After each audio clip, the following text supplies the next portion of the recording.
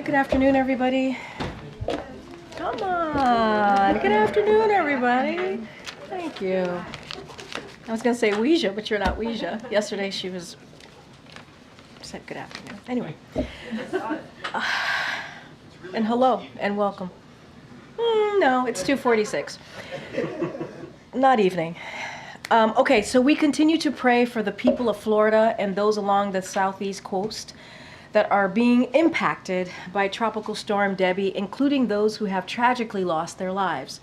The president and his team continue to monitor the storm, and yesterday the president approved an emergency declaration request from Governor of North Carolina, which will provide additional resources to support the state's response efforts.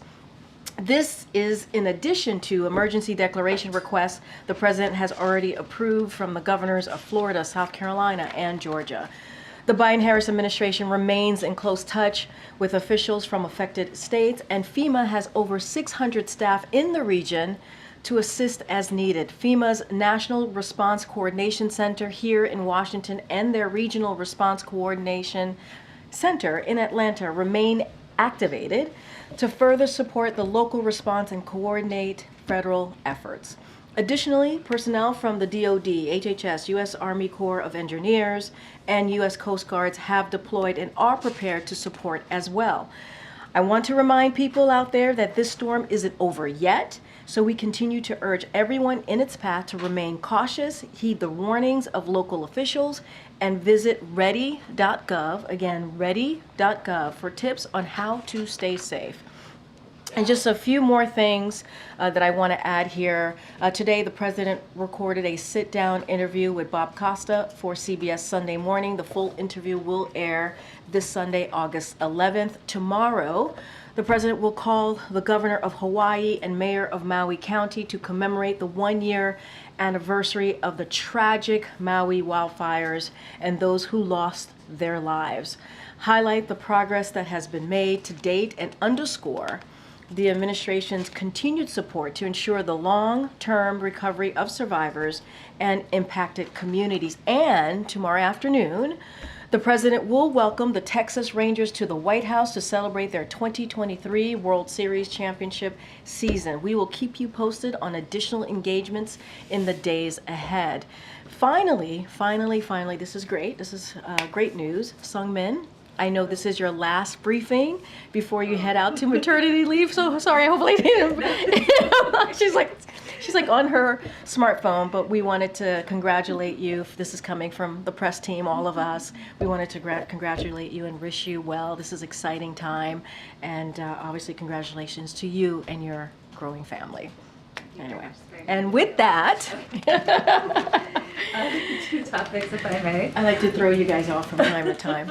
Go ahead. First one on the economy. Sure. As you know, the stock market's up today, the U.S. stock market. So I was wondering if the White House thought the sell-off on Monday was just a blip, or if it signaled any sort of broader turmoil in the global economy ahead. So, as you know, we're very mindful when it comes to the stock market. What I will say is, look, and I said this yesterday and I'll say it again today, while there's been some volatility, our economy is indeed resilient. The data shows this. I ticked off the data, as you have heard me say before. Unemployment is still low at 4.3%, created nearly 16 million jobs, including more than 170,000 jobs per month over the last 3 months. Inflation is down 2.5%. Wages are up. They are rising faster than the prices for 14 months in a row. That's important. And GDP grew 2.8% last quarter, with consumers resilient and business investment up more than 5%, and expectations are for growth to remain solid this quarter. What we are going to continue to do, as people ask what we're focused on for the next 5 months or so, is making sure that we continue to build on those successes for middle-class families, working families, and that is incredibly important. Let's not forget, we got to continue to work on capping prescription drugs. This is something that the president was able to do via the Inflation Reduction Act, where we are now able to negotiate, Medicare is able to negotiate with pharmaceuticals, and we expanded health care. So those are the things that we want to continue to do. Rebuilding infrastructure, businesses investing $9 billion in manufacturing and clean energy.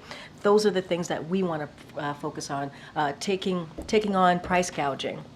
And while Republicans in the House are doing the complete opposite, they want to cut Social Security, which of course would raise costs for American families, and they want to give tax cuts to billionaires and corporations. That is not our focus. That's not what we agree on. And you have seen what we have done the last 3.5 years, and certainly we're going to keep building on that. As it relates to your question, our economic team is going to continue monitoring developments. That's what they do, and keeping the president and the vice president updated. And a follow on the prisoner swap last week, there were some exiled political activists and relatives of political prisoners in Belarus who say the fact that none of the political prisoners there were involved in the swap means they are just not a priority for the West. So can you give us any insight as to why none of the hundreds of the Belarusian political prisoners were not included in the exchange? So let me just say that, and I think Jake has said this very eloquently, Jake Sullivan, our national security advisor, he said it here, he said it multiple times during interviews over the weekend. These are incredibly difficult decisions. These are not easy decisions to make.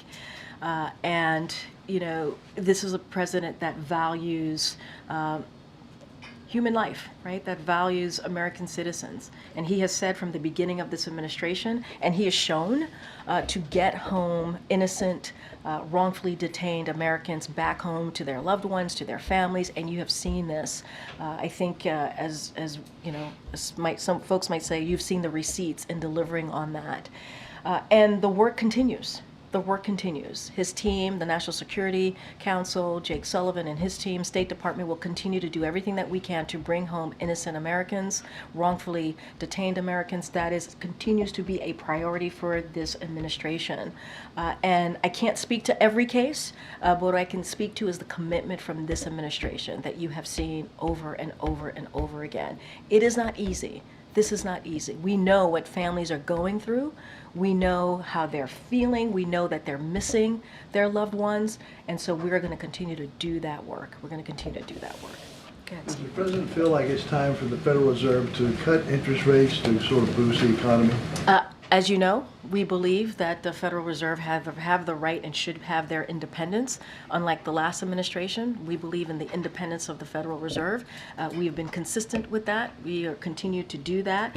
The Federal Reserve will make their own monetary policy decision when they choose, and that is something for them to decide on. On the Middle East, the president's been engaged in efforts to de-escalate tensions in the Middle East. Has he persuaded Iran not to retaliate against Israel? Look, I'm not going to speak for what Iran will or will not do. It is up for them. That is their plans. They're going to speak to their plans. They have been very public about what their next steps are going to be in responding publicly. They've been very public about that. What we're going to do, and that's why we've shared the readouts that the president has had with Egypt, with Jordan, with Qatar, is that we're going to continue to have those conversations with our Middle East partners, Middle East leaders, and urge de-escalation. That's what we want to see. We want to see de-escalation, tensions de-escalated in the region, and that's our focus.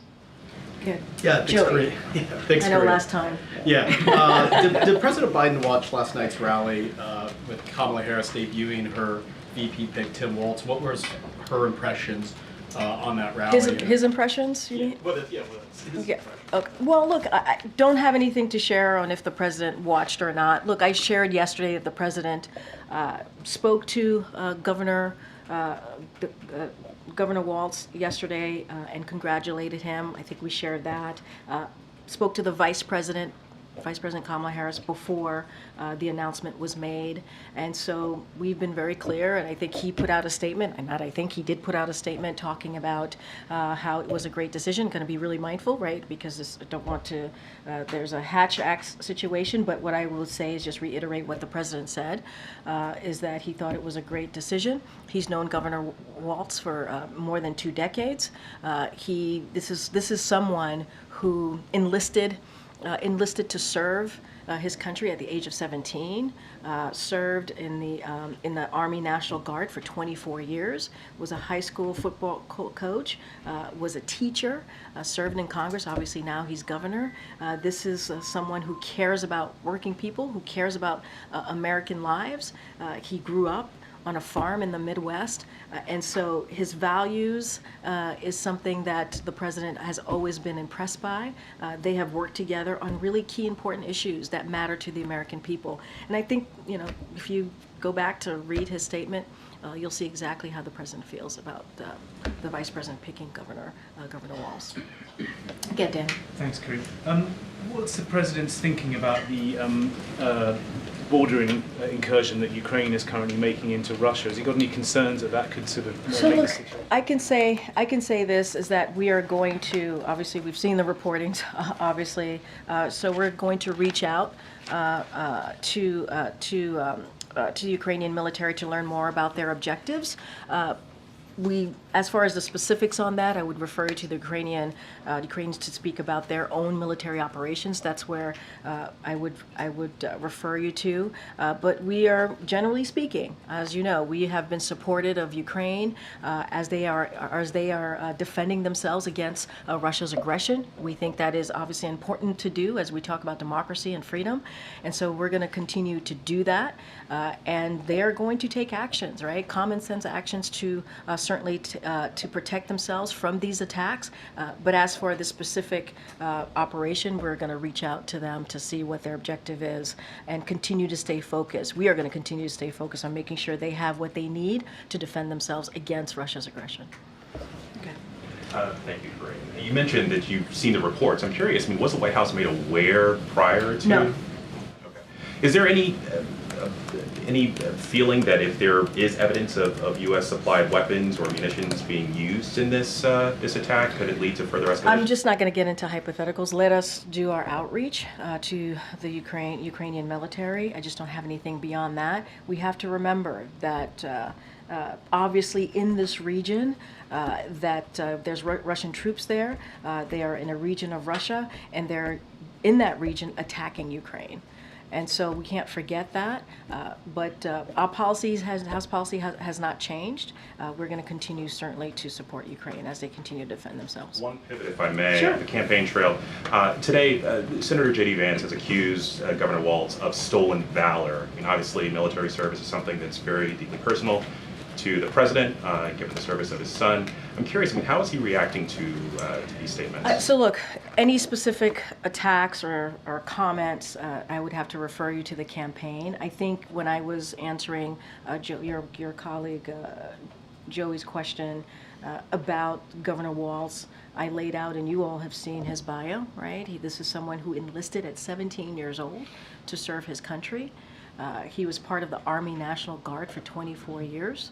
This is someone who was a high school teacher, right? A high school coach as well, who grew up in a small town in the Midwest. And so I think his bio speaks for itself. Who he is speaks for himself. His record speaks for itself. And I'm just not going to say anything beyond that. On Israel and Hamas and ceasefire negotiations, the administration has said you're closer than ever. What are those final steps, and how is the president involved in the final stages? So I'm going to be very mindful here and not negotiate from here. And obviously we have closed some gaps. You've heard us say this. Some important gaps, and we feel like we are, closer, as you just stated in your question. That was part of a readout from yesterday. Our focus is going to continue to have those diplomatic conversations with Middle East leaders on de-escalation and the tensions there in the region. Obviously, bringing in the ceasefire and hostage release deal to a conclusion. That's our focus. This is something that the president has talked about for some time now, and he and his team are going to continue to work around the clock to get that deal done. I'm not going to negotiate. I'm not going to get to specifics from calls here. that the president's making today? So no new calls to speak of today, but the president continues to, obviously he has been engaged these past couple of days with Middle East leaders. His team is continuing to engage as well with these diplomatic conversations. What we want to see is a de-escalation in the region. Those are the conversations that we will continue to have. And to your question at the top there is getting the ceasefire deal and this hostage deal to a conclusion. That's going to be our focus. Secondly, if I may, Secretary Austin's decision to overrule the 9/11 plea deal has created some confusion over the legal proceedings. Was it a surprise to President Biden? Was he involved? So this decision was made by Secretary Austin, and so certainly you're going to have to go to the Department of Defense for anything more to share about that step, the step that Secretary Austin took. I will say this: the Secretary wrote in his memo, entry into a plea deal in the sense is a significant decision, and on the huge range of important and complicated issues that the Secretary Austin, the Department of Defense, has to deal with. This is something that certainly they have a huge responsibility, and so because of that, certainly Secretary Austin has the full support and confidence of this president, especially with active military prosecutions, and so I would really have to leave it there. This is a decision that Secretary Austin made, and that is certainly to talk about that particular step, Department of Defense would have to speak to. Karine, last night Governor Walz said during the rally in Philadelphia, he praised the Vice President's leadership, but he also thanked her in particular for bringing back the joy to the campaign trail. Does the President share that assessment that Vice President Harris has returned joy? So here's what I will say. Again, it's a campaign activity, but I'll say this more broadly, and this is basically repeating what the President said. He said the most important decision that he made in 2020 was picking Kamala Harris for his running mate, who obviously is now the vice president. And he did so because he believed she could lead on day one. And he's incredibly proud of her. He chose her to be his critical partner for the last 3.5 years, and obviously now in this transition period, if you will, because of her judgment, because of her leadership, because of her temperament, and because of her experience.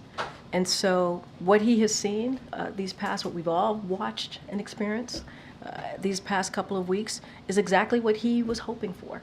You think about the energy, you think about the excitement, that's what he wanted to see, right? He talked about unity. He wanted to bring the party together. So I will leave it there. Has the President been briefed on this alleged Austrian terror plot in which there were a couple of arrests today of individuals who were planning to target Taylor Swift concerts in Vienna specifically? Is he aware of that? So I just, when I came out, I saw the reporting. I know that local law enforcement is taking the lead here. I just don't have anything to share beyond that. And finally, you mentioned the CBS interview that the President did today. Is there anything else you can share about how he's spending his days since he didn't have public events yesterday or today? Anything else to share? Well, you'll see him tomorrow, as I just mentioned. As you know, he's made several head of state calls this past couple days as it relates to de-escalating the tension in the Middle East, and he has been meeting with his senior team. I met with him, obviously ahead of his interview today, and you'll see him tomorrow. And when we have more to share, certainly we will share that with all of you. As far as his schedule, we will do that. Okay, Nadia. Thank you. Just to follow up on Steve's question, also the leader of Hezbollah said yesterday that retaliation is coming. So despite the fact that the White House has been engaged in diplomatic efforts, do you believe at this stage that actually an attack by Iran and the proxies is inevitable? What I can say is we're monitoring the situation. That's what we're doing. That's what I can speak to. Iran, Hezbollah, they will speak for themselves. Obviously, Iran has been very public about this. What we will continue to do is have these de-escalation conversation. We want to see a de-escalation in tension. You've seen the readouts. I'm sure you've read the 3 readouts that we put out this week. With the head of states leaders in the Middle East, and that's what NSC and other members of the president's team is going to continue to do. I just don't have anything to share. I don't want to get into, I can't speak for them. I don't want to get into any sort of hypotheticals from here, but our focus is very, very clear. Our focus is de-escalating tensions in the Middle East. That's what we want to continue to do. Good questions. On the Palestinian issues, there have been documented cases of rape against Palestinian prisoners in Israeli detention. And it's been reported by Israelis, whether it's human rights organizations or others. Does the White House has raised these cases in particular with the Israelis, and what were the response? So the reports of rape, torture, and abuse are deeply, deeply concerning. And we have been clear and consistent with Israel that it must treat all detainees humanely and with dignity in accordance with international law. must respect detainees' human rights, and must ensure accountability for any abuses or violations. Reiterate that we support an IDF investigation into allegations of serious abuse of Palestinian detainees by IDF soldiers. It is essential that the rule of law and due process prevail. That is what we want to see, and obviously we're going to continue to have those conversations. And finally, what message does the U.S. send when you have powerful lobbies unseating two African Americans, congressmen and women, what is Jamal Bowman or now Cori Bush, because they criticize Israel? They've been labeled as anti-Semitic just because they criticize the conduct of the Israelis. So how can you project U.S. values to other countries when you see this nexus between money and lobbying influencing politics? So I've not been covering these races.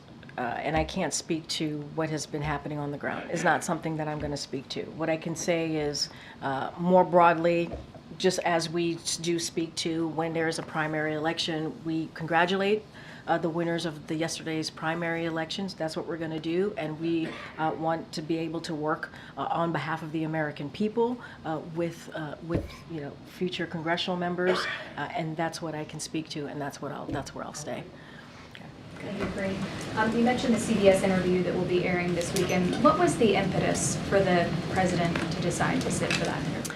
I mean, look, the president has always said that he wants to do interviews, speak directly to the American people. One way to do that is to do interviews with you all.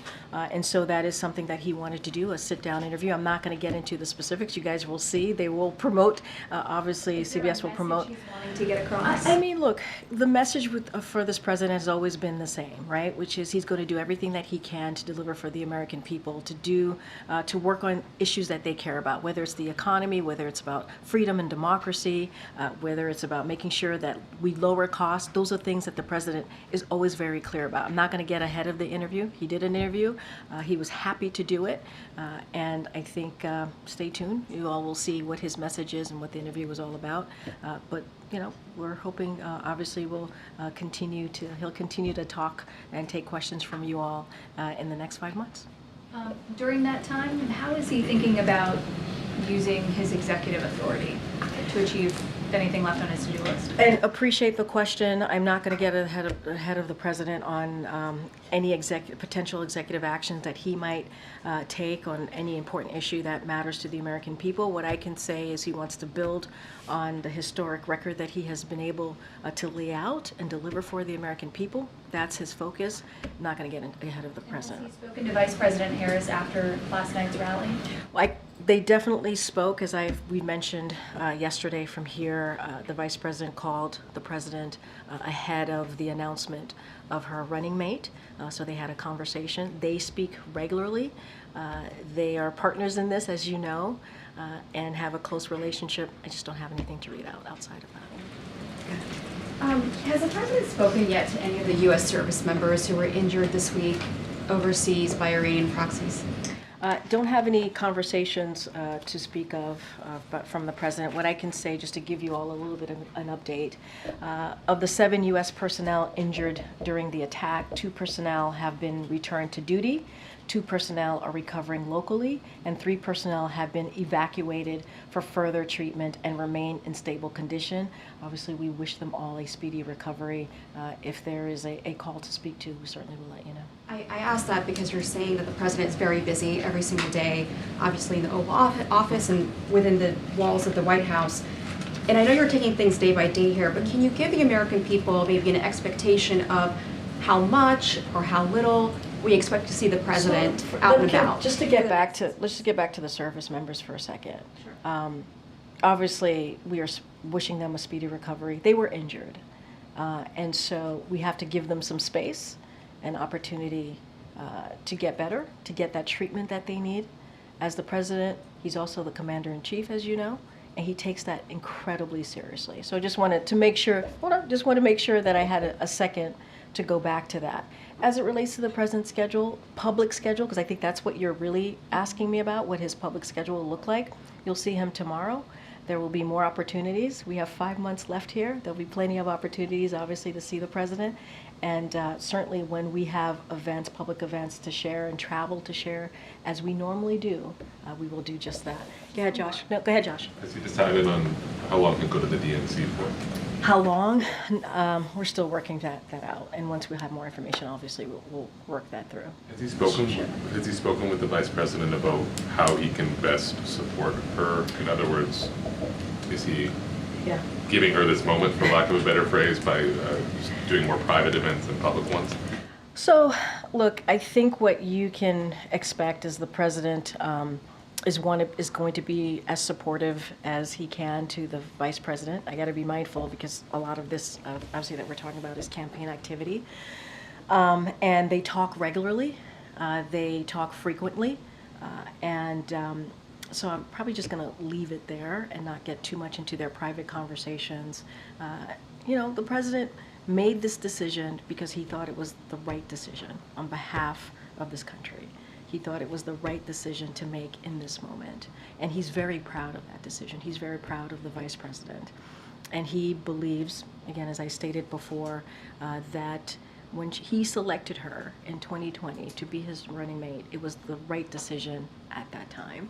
And it was the right decision in moving forward with our country, the best decision that he made.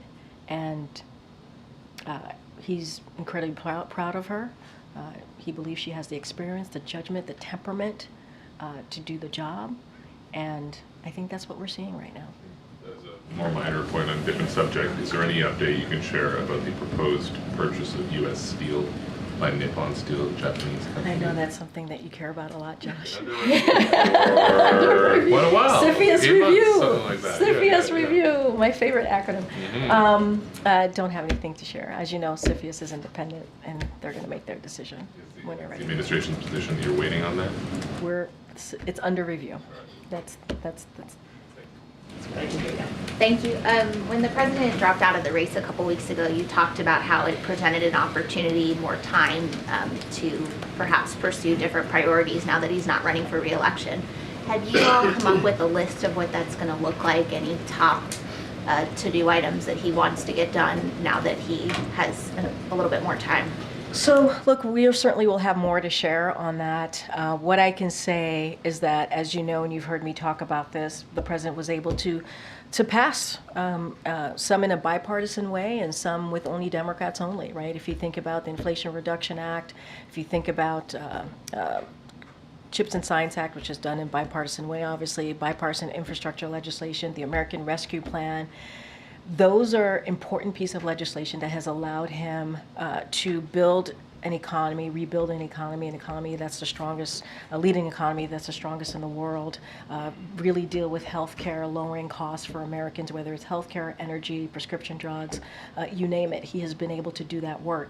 Now there's still a lot of implementation to be done. He wants to see, for example, when we think about the infrastructure law, we want to make sure that those projects gets moving. The CHIPS and Science Act, bring manufacturing back here to the U.S. There's a lot of work that still needs to be done just on the stuff that he's been able to get done as it relates to the next 5 months, lowering costs, building homes that are affordable, and continuing to strengthen the economy. Obviously, we'll have more specifics, more things to speak to in the upcoming, hopefully, weeks. But there's a lot to think about. There's a lot to think about for sure, on how to continue to deliver for the American people. Plan on how you're going to lay that out? Is that going to be Don't some have kind of anything. speech? Don't have anything to share at this time. I don't have anything to share. Tune in. Go ahead, Annie. Thanks so much, Karine. I had two questions. One is about Rahm Emanuel in Japan. He chose not to attend a memorial service in Nagasaki because Israel was not invited. And I'm just curious if that is a sort of broader policy from the White House, or whether that's sort of a one-off, or if there's anything that you could sort of speak to in terms of that, whether it's a kind of a larger boycott that the administration is. So, Annie, I appreciate the question. I wasn't tracking this particular matter, so I want to go back and see exactly what occurred. And I know you're laying out what you're reporting here, but want to go back. I don't want to talk about a change of policy or anything like that without talking to the team. Okay. And then just one other one. Former House Speaker Nancy Pelosi in a recent interview said that the president decided not to run again, in part because of, well, entirely, I suppose, because of a lack of, quote, stamina to serve for another 4 years, unquote. And I wonder if you could comment about that. Is that your sense of why he chose not to serve? I'm not sure where the disconnect might be between the speaker and the president. I know that they're, as you said yesterday, very close. Yeah, I mean, look, he respects, again, his good friend, Speaker Pelosi, former Speaker Pelosi. What I can say is, speaking for the president and knowing what the president, his decision, it wasn't certainly not because of that. It wasn't because of lack of stamina. It was, as I just stated multiple times, unity, bringing the country together. That's what he wanted to do. It wasn't about him. This was about country first. That's what the president, that's how he has basically moved forward with his career this past 50 plus years. And that was his decision, passing along the torch. This is stuff that he said in the Oval Address, in the letter, in statements that you have seen from him. And he's been very, very clear from his perspective as to why he wanted to make that decision, but it certainly was not about stamina. He believed that he could have continued to do this job another 4 years. That's why he decided to run for re-election. But I would let the speaker speak for herself. I'm speaking for the president and what I know. Here. Go ahead, Karen. Yes, Karine. It's my understanding that the Domestic Policy Council had a meeting on Monday with advocates on the topics of establishing a U.S. Commission on Reparations and U.S. Commission on Truth, Racial Healing, and Transformation. I know I asked about this topic last week, but is there anything the White House can share about this meeting? And then also separately, I spoke to one of those advocates who expressed that many of them are just really frustrated with the lack of progress and urgency that they feel is not being happening on this particular topic, especially because some of their biggest champions in Congress will no longer be in Congress, including the death of Congresswoman Sheila Jackson Lee and the defeats of Porter Bush, Jamal Bowman, and Barbara Lee will also not be in Congress. Does the White House understand, or what is their response to that frustration? Look, I'm not going to read out any private meetings from here, and that's something that we do, so not going to do that. But we do believe that Congress has the power to study reparations. We've talked about this multiple times in here. That is our belief. And continuing and seeing reparations and the continuing impact, obviously, of slavery, in addition to supporting an effort in Congress to study reparations. President Biden is actively delivering for the Black Americans, for the Black community, throughout the 3.5 years of his administration. As I talk about these different pieces of legislation that we've been able to get through, equity has always been at the center of that, making sure we don't forget any communities that are normally left behind. And so we want to make sure that our commitment continues to be the advancement of racial equity. That's what we want to see, support for undeserved communities. Make sure, again, as some communities have been left out, we don't want to see that. We want to see, for example, an economy that's built from the bottom up, middle out. And we have seen some historic wealth gains for the Black community. That's because of the actions that this administration has taken. And we're going to continue to do that. We're going to continue anything that we're moving forward on. We want to make sure that not just Black American community, but also all communities, we want to make sure that we deliver and don't leave anybody behind. But the study of reparations, we believe, and will continue to say this, is something for Congress to do. Yes, sir. Thank you. A China question. So the Chinese government website has added a new section on Taiwan independence punishment that encourages people to report Taiwan independent supporters. Some are calling it witch hunt. Does the administration agree? I mean, look, our policy has not changed. It will continue to be that, the one China policy. You've heard us say this many times. I can't speak to this new development that you just laid out, but our policy has not changed. We will continue to be consistent from here. Okay. Great. Pedro. Thank you. The new Title IX went into effect last Thursday. As you know, it's faced lots of lawsuits. Many governors say they're not going to even follow it. So there's that angle of it. But critics say the new Title IX hurts women and girls. For starters, they say it will destroy women's sports by allowing biological men to compete directly against women in sports. Does the president share that concern? So let me just say, so there's still ongoing litigation, so I would have to refer you to DOJ, but more broadly, every student deserves the right to feel safe. Every student deserves the right to feel safe in schools. That's what the rule is all about, strengthening and restoring vital protections that the previous administration took away. And ending violence against women and girls has been a priority not just for this president as president, but certainly during his Senate years, throughout his career. And that is something that he's has been always very focused on. This is an important step in ongoing work to end campus sexual assault. That's what we want to see. And I cannot speak any further to the litigation. I'm not going to get ahead of any of that, so I'm just going to leave it there. How do you address the concerns that the new regulations, the new Title IX rewrite, will allow men, biological men, into women's locker rooms? Look, I want to be, again, really careful here. It's an ongoing litigation. I'm not going to say anything beyond that. Does the president have any concerns about this? Is he going to pull it? Is he going to pull the Title IX? It's an ongoing litigation through the DOJ. I'm just not going to say beyond it. Go ahead. Hey, great. Follow up on Cori Bush. She gave a speech last night after the results came in, and she said to AIPAC, who spent heavily against her, "I'm coming to tear your kingdom down." Does the president have an opinion on that statement? So, look, the president has always been very clear, and very recently after the assassination attempt of the last president, about lowering rhetoric, right? Lowering political rhetoric and the importance of doing that. It is important that we be very mindful of what we say. This kind of rhetoric is inflammatory and divisive and incredibly unhelpful. Look, we're going to continue to condemn any type of political rhetoric in that way, in that vein. And so it is important to be mindful in what we say and how we say it. But we cannot have this type of inflammatory, divisive language in our political discourse. Not now, not ever. And quickly on the VP decision, you said a couple times that he spoke to the vice president about her decision.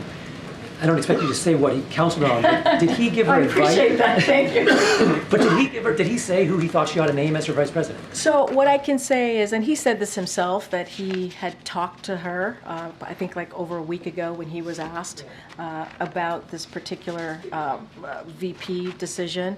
The vice president sought the president's advice, and you know, she certainly the vice president welcomed his advice. I just don't have anything beyond that, but let's not forget they're critical partners, they're strong partners in this throughout the past 3.5 years on important different issues that matter to the American people. So not just this pick, but obviously throughout this past 3.5 years. But she sought his advice, he offered the advice, she welcomed the advice, and I'll just leave it there. I know I gotta wrap up. Go ahead, John. Thanks a lot, Karine. Can you just clarify an answer that you gave a little bit earlier? It involves that revocation of that plea deal for the 9/11 defendants, including Khalid Sheikh Mohammed. Did the Secretary of Defense give a heads up to the President, the Commander-in-Chief? This is a decision that he made. He made on his own. I understand. Can I just I think that answers the question. Well, it doesn't, because I want to know if... For you, maybe, but go ahead. Okay. I just simply wanted to know whether the Secretary of Defense gave a heads up to the Commander-in-Chief about his decision. This decision was made by the Secretary. This was his decision to make. This is his decision to make.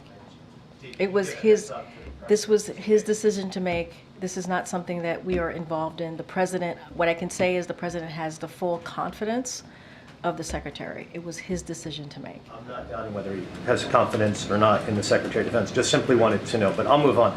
Wanted to ask you another question that just was out there on social media, and maybe you can reply to it. The former president has made this suggestion that the current president may still want to be the Democratic presidential nominee. Put that out on social media.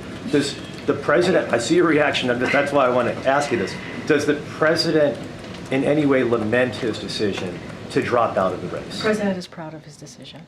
He's proud of his decision. Again, we had nothing to do with the 9/11 plea deal reversal. We had nothing to do with it. This was something for the secretary to make, and he made it. The president has full confidence in the secretary. Thank you, everybody. I'll see you tomorrow.